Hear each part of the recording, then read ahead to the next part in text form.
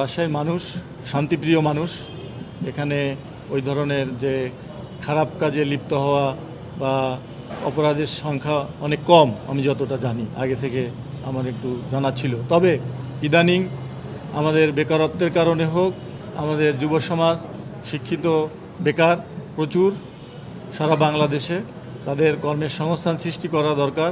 বিগত 17 বছরে আপনারা জানেন ব্যাংক থেকে টাকা চলে গেছে, আমাদের ব্যাংকগুলা খুব খারাপ অবস্থা, বাংলাদেশ ব্যাংক থেকে টাকা চলে গেছে, শেয়ার মার্কেট থেকে টাকা চলে গেছে, যার কারণে মানুষের অর্থনৈতিক কর্মকাণ্ড স্থবির।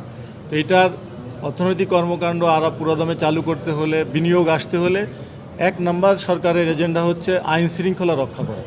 এই আইন শৃঙ্খলা রক্ষার জন্য মূল ভূমিকা পালন করে পুলিশ, তার সাথে আপনারা জানেন সেনাবাহিনীও আছে, বিডিআর আছে সীমান্তে, তারপরে অন্য অন্য বাহিনী আমাদেরকে সহযোগিতা করে আইন শৃঙ্খলা রক্ষায়। তো মূল দায়িত্বটা আমাদের পুলিশেরই। তো আপনারা জানেন যে জুলাই বিপ্লবের পরে পুলিশের যে একটা মনোবল, সেটা শূন্যের কোঠায় ছিল, জনগণ থেকে আমাদের পুলিশ বিচ্ছিন্ন ছিল। এটা ছিল গুটি কয়েক লোকের ভুল সিদ্ধান্তের কারণে বা নেতৃত্বের কারণে। আমাদের পুলিশের আইনের সুরক্ষা দেওয়া, জনগণের মূল কাজ হচ্ছে আইনের সুরক্ষা দেওয়া জনগণকে, পুলিশের মূল কাজ।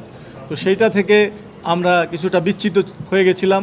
তো সেটাকে রিগেইন করার জন্য আমাদের বর্তমান পুলিশ বাহিনী, বর্তমান গণতান্ত্রিক সরকারের নেতৃত্বে সঠিক এবং সুন্দরভাবে যাতে জনগণের সাথে সে আস্থা অর্জন করতে পারে, আইন শৃঙ্খলা উন্নয়নে গুরুত্বপূর্ণ ভূমিকা পালন করতে পারে, সেটা অলরেডি আপনারা দেখেছেন যে আমাদের যে একটা নির্বাচন, আমাদের বলা হতো যে পুলিশ বা আমাদের দেশের আইন শৃঙ্খলা বাহিনী এই নির্বাচন সুষ্ঠু সুন্দরভাবে করতে পারবে না, কিন্তু আপনারা দেখেছেন বাংলাদেশের ইতিহাসে সবথেকে সুন্দর, সুষ্ঠু, গ্রহণযোগ্য, বিশ্বাসযোগ্য একটি নির্বাচন আমাদের আইন শৃঙ্খলা বাহিনী জনগণকে উপহার দিতে সক্ষম হয়েছে এবং একটি গণতান্ত্রিক সুষ্ঠু সুন্দর সমাজ প্রতিষ্ঠা হয়েছে।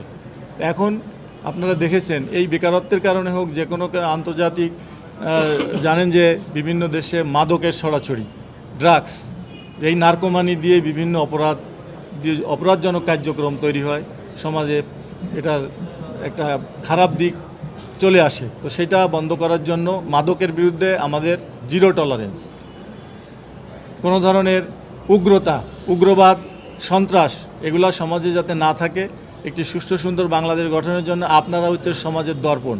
আপনারাও জানেন লোকালিটিতে কারা মাদকের সাথে, ব্যবসায়ীদের সাথে যুক্ত এবং কারা মাদক সেবন করে।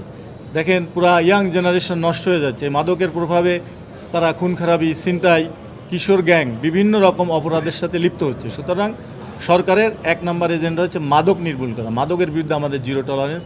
আমরা মাদকের যারা ব্যবসায়ী আছে তাদেরও লিস্ট করতেছি এবং আইনের আওতায় তাদেরকে বিচার করা হবে। সন্ত্রাস বলেন, ছিনতাই বলেন, মাদক বলেন, অপরাধমূলক কার্যক্রম, এটা বন্ধ করার জন্য আপনারা ও পুলিশকে সঠিক তথ্যটা দিবেন।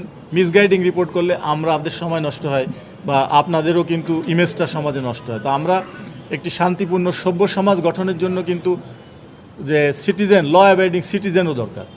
সেই জিনিসটা যদি না থাকে, আমি পুলিশ যত ভালো কাজ করি না কেন, যত তৎপর থাকি না কেন, আপনার সমাজের একটা বেশির অংশ তো আমাদের সাধারণ মানুষ, তো তারা ল অ্যাবাইডিং হতে হবে। আমাদের ইয়াং জেনারেশন কথায় কথায় রাস্তায় চলে আসে, রাস্তা ব্লক করে দেয়, কিন্তু ক্ষতিটা তো আমাদের সবারই হয়। এই কাজগুলো কে করছে? আমাদের সমাজের লোকরাই তো করছে। কেন করছে? দেখা যাচ্ছে মোটরসাইকেলে একটা পেট্রোল পাম্প থেকে 2 কেজি তেল নিয়ে আর একটা এখানে কত টাকার বেনিফিট, আমরা এটা না করলেই তো পারি। তো এই জিনিসগুলো আমাদের নৈতিক চিন্তা চেতনা উন্নত করতে হবে সবারই। আমি পুলিশ চেষ্টা করলাম, কিন্তু আপনারা সবাই মিলে এগুলো যদি করতে থাকেন তাহলে তো সমাজটা একটি শান্তিপূর্ণ সমাজ প্রতিষ্ঠা হবে না।